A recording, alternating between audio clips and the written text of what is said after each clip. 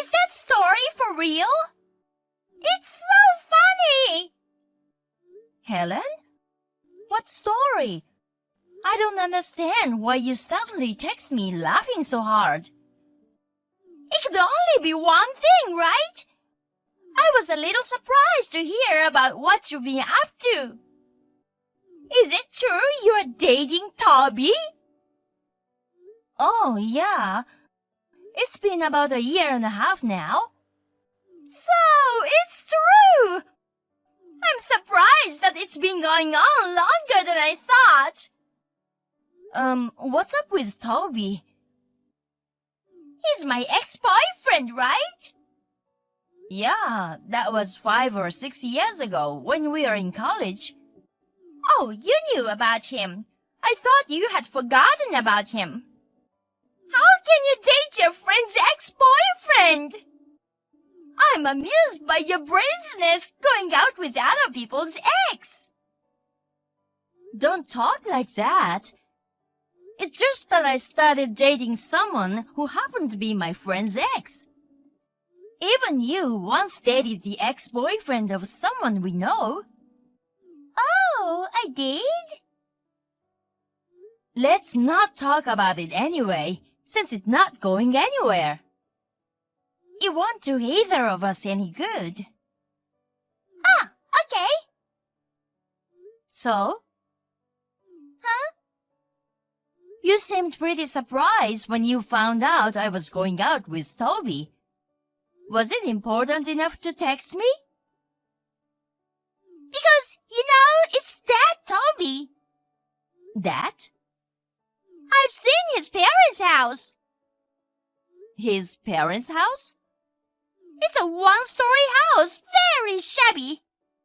Oh, that place. So, you've seen it? You're so brave not to break up after seeing it. Not only have I seen it, I've been there a few times. I mean, that's not Toby's parents' house. It's a rental place that Toby rents.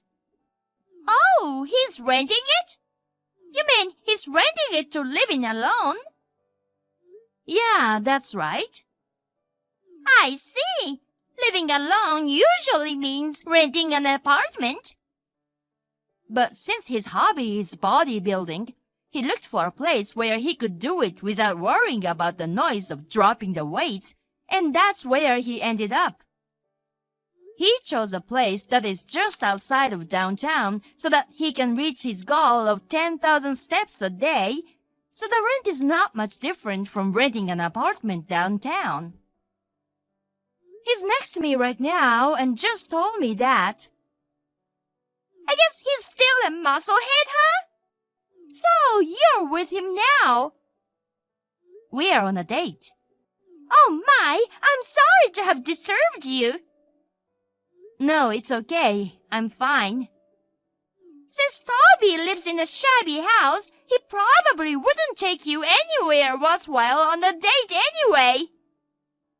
It wouldn't matter if we were in college, but it's tough to go on a date at the park as an adult, isn't it? Oh, me too. I have a date with my boyfriend now. He's a hot guy who is nothing compared to a low-level guy like Toby.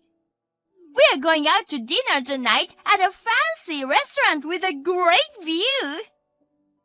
Wow, that's great. See you later.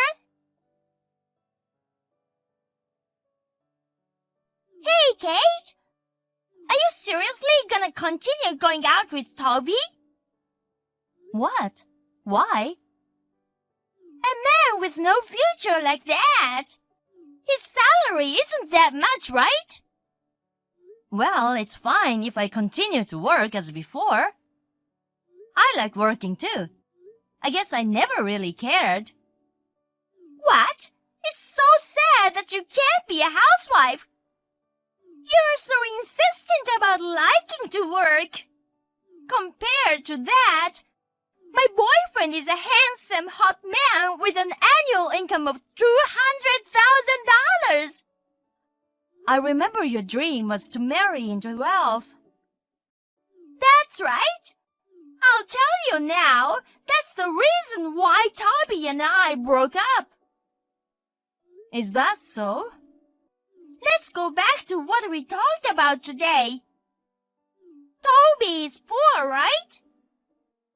I went out with him in college because he had good grades and I was hoping he'd be a good earner. But after job hunting, he got a job offer from a small company. I realized that people who are born poor will always be poor. You know what? I work for the same company as Toby. The situation is very different between a man who has to provide for a woman and a woman who has to be supported, isn't it? I don't think it's always like that. Yeah, but from what I heard today, he's still living in that shabby house even after he got a job, right? I broke up with him because he has no future in that sense. I wouldn't want to use that dump even if it were a warehouse. It was a good decision to break up with him. Money isn't everything. Toby likes that house too. That's why he's been living there all these years. Besides, I'm in a relationship with Toby because I'm attracted to his personality. Well, that's okay. The happiest thing for a woman is to marry a high achiever and become a housewife. You've given up on that and now your life is all over. I wouldn't stop working even if I married someone with money. I'm not trying to put down stay-at-home housewives. But women who like to work, it's not so strange. Yes, you're a sore loser.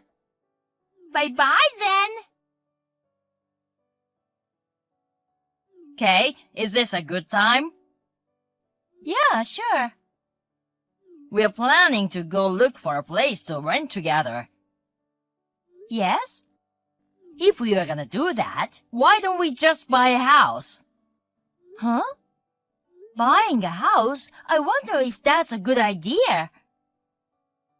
According to the boss, after we get married, we'll be assigned to departments that require business trips but no transfers. Even if we have to move, if we own a house, we can rent it out and make some income. Yeah, well, I think it's understandable. But, I'm not worried about moving or anything. I'm talking about the premise of it in the first place. Huh? I'm sorry if this offends you, but it's important, so I'll say it. Yeah, that's fine. You can say whatever you want. Thank you. Well, to be honest, neither of us have the best paying jobs. Of course, it's enough to get by, but when it comes to buying a house, I think it would be better to save up for a down payment at least. Oh. Huh? I'm sorry, did I offend you? But I have to be clear about this. I'm sorry. I'm not angry. I spoke in the wrong order. Oh, what? I already have the money to buy the house. Oh, really? It's spread out over several accounts, and there's about $3 million in total, so I can pay in cash in one lump sum from that. What? Oh, I was so surprised I hit enter too soon. You're careless. Which one of us is careless? I've never heard of anyone having such a tremendous amount of money before. What kind of money is it? It's not a lottery ticket, is it? It's so much money, I can't believe it, and my heart is pounding. Oh, sorry. I was gonna tell you about it one of these days, but I thought it was a funny way to start. I see. You are trying to talk about it. I'm sorry I startled you. But it's a long story, and I don't think I can tell it all in one text. So I'll just give you the gist of it. Okay, tell me. Well, let's see. The reason I have the money to buy the house is my grandfather on my mother's side suddenly saw I had talent or something. When I was a college student, he gifted me some of his assets and real estate while he was alive. I started investing it, and it seemed to suit me. It became fun, and I did a lot of things with it. I found myself with $3 million. Wow, you must really have a talent. I was surprised too. I made a promise to my grandfather about this. Never talk about money with anyone unless you really trust them. Keep your job. Maintain a standard of living that allows you to make ends meet within your paycheck. Do not touch the money you have in your portfolio except in case of an emergency. I'm still following those rules. I see.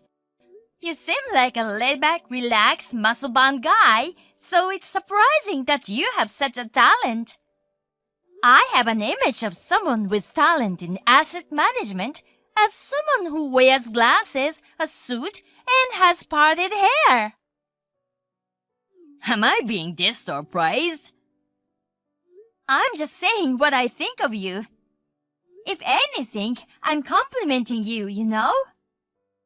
I like the relaxed Toby more than the stiff-looking guy. Thanks. Oh, I'm still managing my assets. After marriage, I'm planning to invest within a reasonable range, and I was gonna share the information with you. I don't know much about asset management, so I'll probably leave it all up to you. If an amateur like me got involved, I'm afraid I'd end up losing the assets that you have created. The main purpose of this is to let you know that we have a reserve for emergencies. I just need you to know that I'm doing this. You're very similar to me in a financial sense. You're very prudent with your money and have good common sense. I thought you would be one of the people my grandfather would trust. That's why I decided to tell you. Well, thank you. I'm glad you did. Well, I'll explain it to you again next weekend when I have all the proper documents. And then we'll talk about the new place. Okay, I got it. Hey! What is it with you, Kate? Give me a proper explanation. What? What are you talking about? Of course it's the house! The house! There was a beautiful house that looked like a designer property built near my friend's apartment. Toby went inside. What's going on? Is everything okay? What? I can't believe you bought a house with Toby's cheap monthly salary. Kate, aren't you being pushed around by the musclehead? Are you okay? Well, we are thinking about the future, so we are fine financially. We are thinking about things as a couple. You don't need to worry about us. Is that so? Well, never mind. See ya! Toby, long time no see. Hi, this is Helen.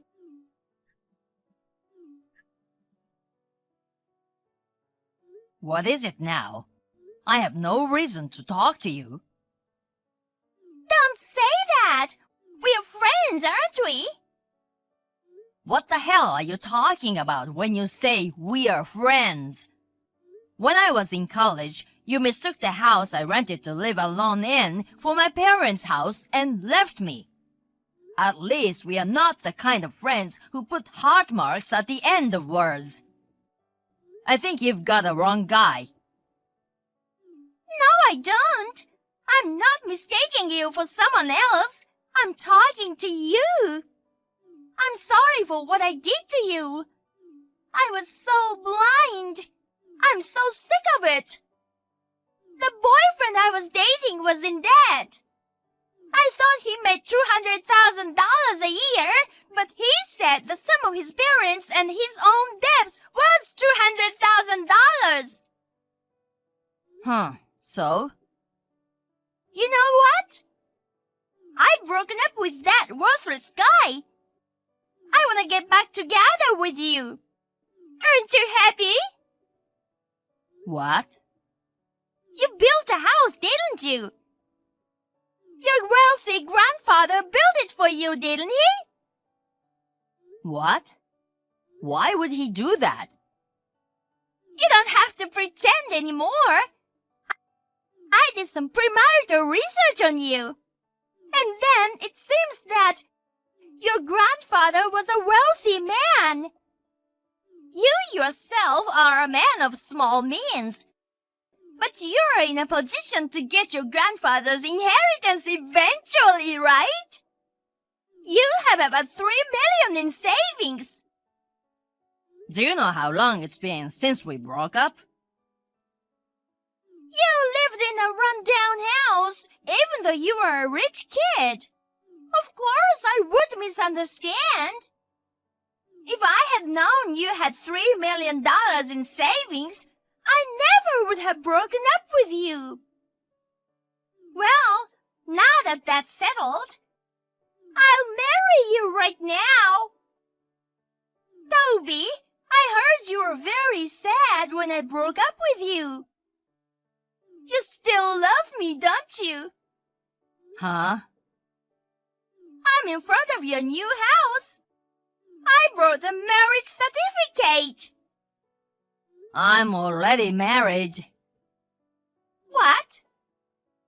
You know, I've been dating Kate for a long time, right? But I'm a better woman than her.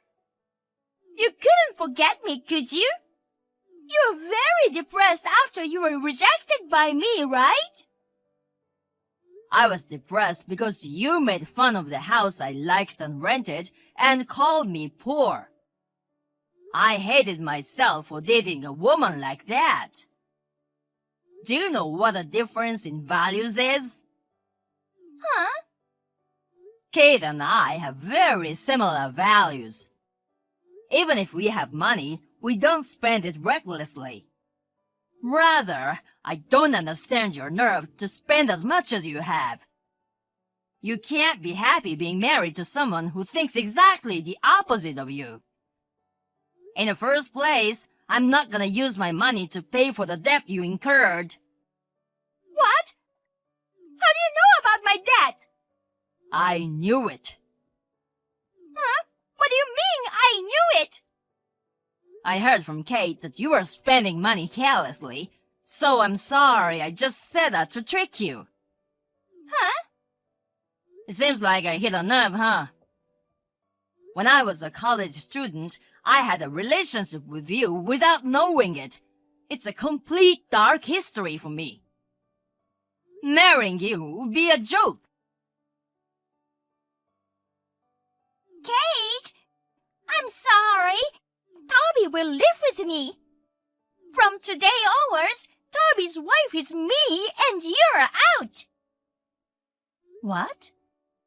I moved my stuff into Toby's new house. He was so rude to me yesterday, saying all kinds of things to me like he was rejecting me. But when I went there to give it one last try to be his new wife, I saw a sign in the living room that said, "Welcome!